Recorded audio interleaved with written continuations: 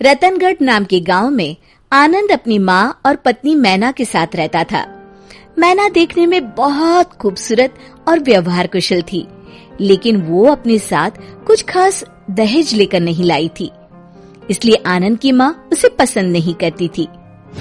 आनंद बेटा, मैं सोच रही हूँ तुम्हारा दूसरा लगन करा दूं। वो क्यों माँ? मैना सुंदर तो है, साथ ही सुलझी हुई लड़की है। तो उसकी बुद्धि का मुझे अचार डालना है क्या? 2-4 बर्तनों को छोड़ दो तो मायके से एक ठेला भी नहीं लाई।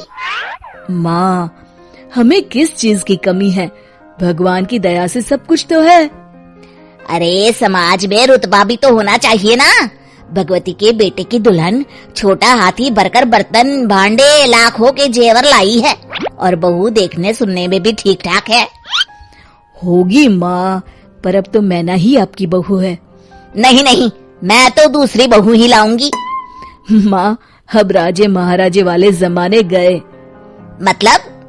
मतलब मेरी भोली माँ, यदि एक बीबी के होते दूसरी शादी की तो मेरे साथ साथ तुम्हें भी जेल की चक्की पीसती पड़ेगी। और अगर मैं पहले ही उसे भगा दूं तो? वो कैसे माँ? वो सब तो मैं संभाल लूंगी, तू बस देखता रहे। इतना कह के सुमन वहाँ से निकल जाती है। अगले ही शाम की बात है। बहू, तूने सुना मोहन की दुल्हन कितना दहेज लेकर आई है? जी माँ जी। तुझे शर्म नहीं आई सुनकर? शर्म कैसी माँ जी? जितनी मेरे घर वालों की हैसियत थी उन्होंने भी दिया है। अरे इससे ज्यादा तो भीख मंगे अपनी बेटी को देते हैं। ये सुनकर मैना कूट कूट के रोने लगती है। ये रोना धोना अपने मायके में जाके करियो, मैं तो अपने आनंद का दूसरा लगन कराऊंगी। उसके लिए मैंने तो लड़की भी देख रखी है, शुभा। खूब पैसे वाले लोग हैं।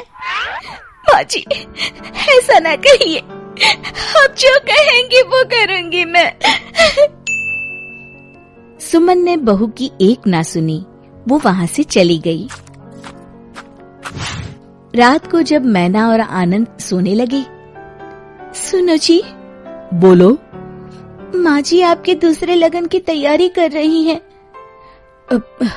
मैना, अभी रात बहुत हो चुकी है, सो जाओ, कल मैं माँ से बात करता हूँ। ठीक है जी, पर मैं कहीं नहीं जाने वाली, बताई दे रही हूँ। हाँ हाँ ठीक है मैना रानी। सुबह होते ही आनंद माँ के पास जाता है। माँ, मैना बहुत अच्छी लड़की है और बुद्धिमान भी है, क्यों आप दूसरे लगन के चक्कर में पड़ी हैं? ऐसी कौन सी बुद्धिमानी तुझे दिख गई जो मुझे ना दिखी? माँ, आप जैसे चाहे वैसे पता लगा सकती हैं। अच्छा ठीक है, लेकिन तब तक तू उससे कुछ नहीं कहेगा। हाँ ठीक है माँ, जैसी आपकी इच्छा। चलो मैं ऑफिस के लिए निकलता हूँ। अगले दिन मैना अपने कमरे में कुछ काम कर रही थी। मैना, ओ मैना, कहाँ मर गई? आई माँ जी। सुन, यदि तुझे इस घर में रहना है तो 3 परीक्षाओं का सामना करना होगा। ठीक है माँ जी। तो कल सुबह जब मैं सो कर उठूं तो बगीचे वाला कुआं सिंहगढ़ के मोतियों से भर देना। जी माँ जी, आप कल तक कुआं खाली कर दीजिएगा, फिर मैं उसे मोतियों से भर दूंगी।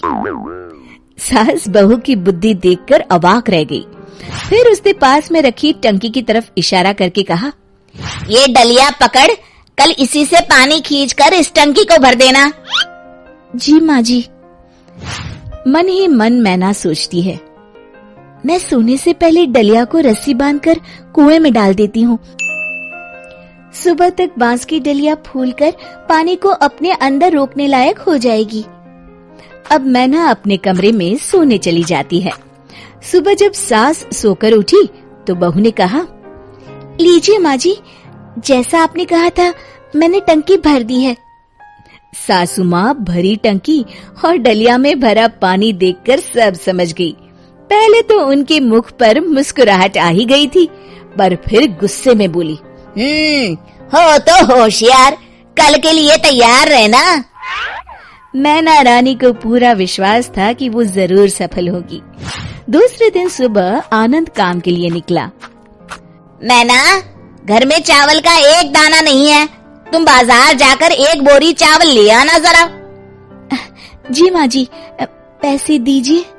यही तो चुनौती है, तुम्हें चावल बिना पैसे के लाना है। क्या, बिना पैसे के? हाँ, और अकेले उतनी दूर जाना ठीक नहीं है, तो तुम साथ में ये नील गाय ले जाओ।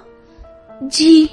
और हाँ, नील गाय बेच कर मत आइयो, नहीं तो घर में पैर नहीं रखने दूंगी।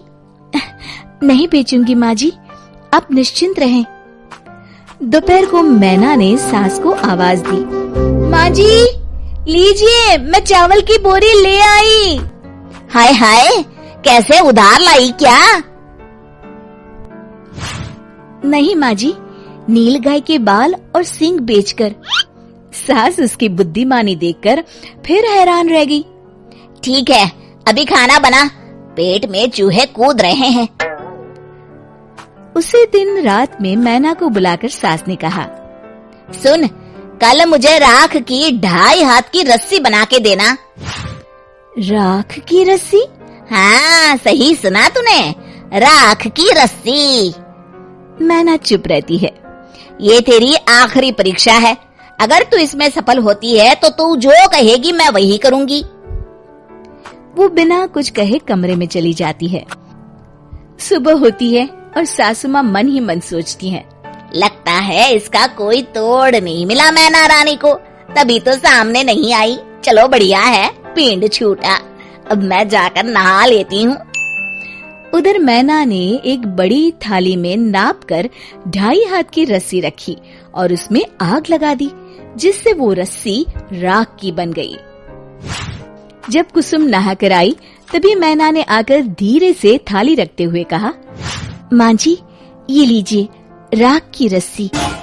सास ने परात की तरफ देखा और मैना को गले से लगा लिया। तू तो सच में विद्वान है री, मेरे आनंद के लिए तुझसे अच्छी दुल्हन तो हो ही नहीं सकती। शिक्षा, हमें दहेज का लालच कभी नहीं करना चाहिए।